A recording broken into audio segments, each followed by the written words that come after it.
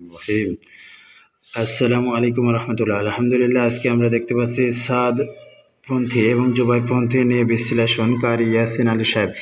এমনই একটা ভিডিও আমরা গতদিন আপলোড দিছি, তো ওইটা থেকে কয়েকটা কমেন্ট আসছে। তার মধ্যে একটা গুরুত্বপূর্ণ কমেন্ট নিয়ে আমরা আজকে আলোচনা করব। অত্যন্ত গুরুত্বপূর্ণ।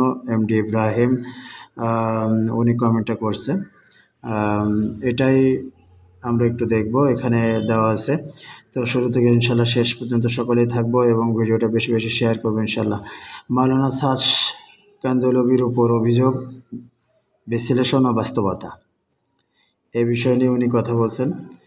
মাওলানা সাদ সাহেব অর্থাৎ ওনার উপরে যে অভিযোগগুলোর পটভূমি, অর্থাৎ যখন মাওলানা সাদ কান্দলবি দামাত বরকাতুহু নিজামুদ্দিন মারকাজের আমির হিসেবে দায়িত্ব নেন, তখন কিছু আলেম তার কয়েকটি বক্তব্যকে ভুলভাবে উদ্ধৃত বা কাটাছেঁড়া করে প্রচার করে।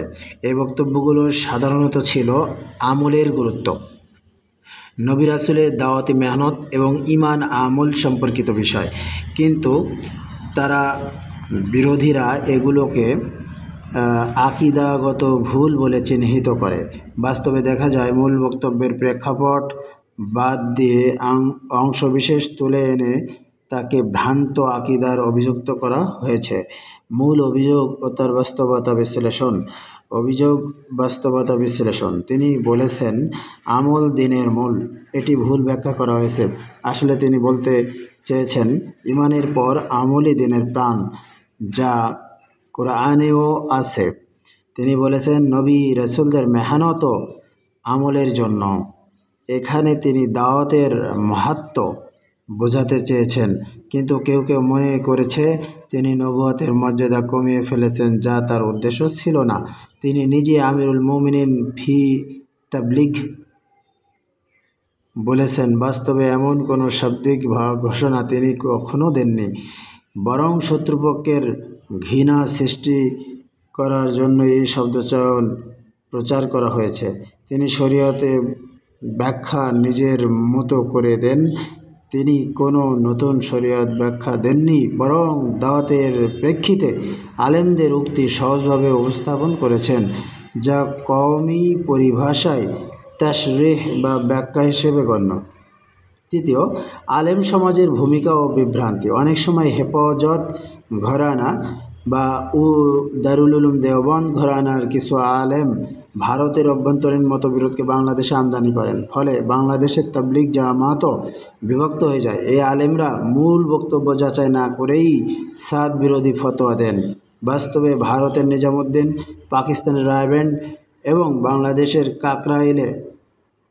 কাকরাইলের অনেক সিনিয়র মুরব্বীরাই সাদ সাহেবের সঙ্গে দাওয়াতি যোগাযোগ বজায় রেখেছেন। তারা বলেন মাওলানা সাদের কোনো বক্তব্য কুফরি বা বেদাত নয়, কেবল ভাষাগত ভিন্নতা।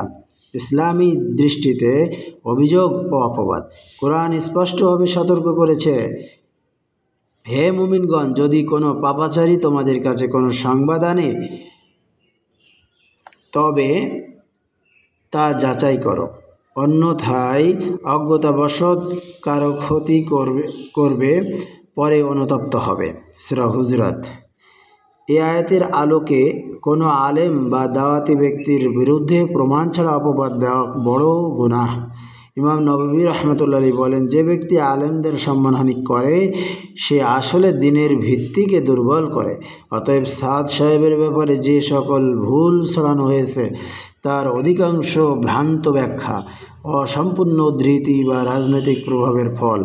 বিভক্তির ক্ষতি ও ইসলামী ঐক্যের প্রয়োজন। তাবলিগ জামাতের কাজ মানুষের ঈমান জাগানো, নামাজে আহ্বান, দিন চর্চা।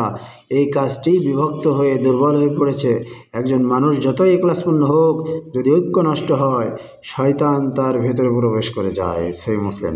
এখন প্রয়োজন পারস্পরিক ক্ষমা, যাচাই ছাড়া অভিযোগ না তোলা এবং দাওয়াতের মূল মিশন উম্মতের হেদায়েত পুনরুজ্জীবিত করা। উপসংহার, মাওলানা সাদ কান্দলবির বিরুদ্ধে যেসব অভিযোগ আনা হয়েছে তন্মধ্যে অধিকাংশই ভিত্তিহীন, বিকৃত, উদ্দেশ্য প্রণোদিত ব্যাখ্যা। হেফাজতের কিছু আলেম, রাজনৈতিক মহল এই বিতর্ককে নিজের স্বার্থে ব্যবহার করেছে, ফলে তাবলীগ জামাতের ঐক্য নষ্ট হয়েছে। কিন্তু ইসলাম কখনো বিভক্তি চায় না। ইসলাম চাই ঐক্য, সহনশীলতা, আল্লাহর পথে মিলিত প্রচেষ্টা। আল্লাহ তাআলা প্রত্যেককে বোঝার ও আমল করার তৌফিক দান করেন। আমিন।